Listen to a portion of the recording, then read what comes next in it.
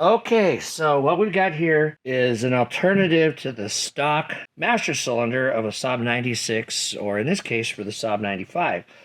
So here in the States, man, finding original master cylinders kind of sucks, and about every one we get originally on the car is so rusted that rebuilding is not an option.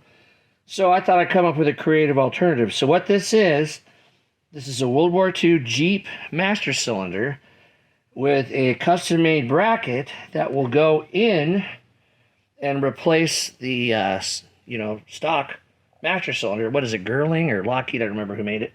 Anyway, so all this is that. So what I did is I welded the Saab brake pedal attachment to the Jeep brake pedal push rod that activates the master cylinder.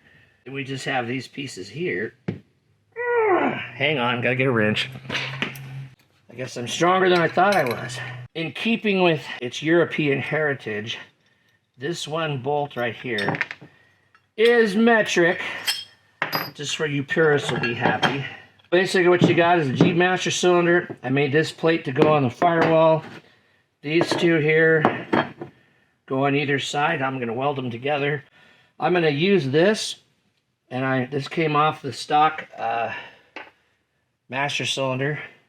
And I'm going to put a piece of rubber in there with a hole, and this will act as the dust seal for this as it goes through.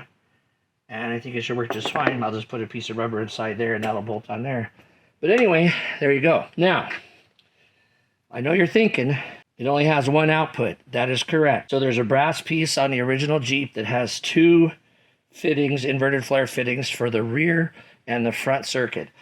I know on the Saab, since it's a dual output master cylinder, for safety, there's a left circuit and a right circuit, or like with most American vehicles, there's a front and a back. This won't have that, I know, but I have driven military Jeeps since I was a kid. Every one of my World War II Army trucks, all of my 50s and even some 60s cars don't have dual split systems, and I'm still alive, so I'm not worried. But there you go. Once I weld it up, get it painted, I'll install it in the car, and we'll see what happens.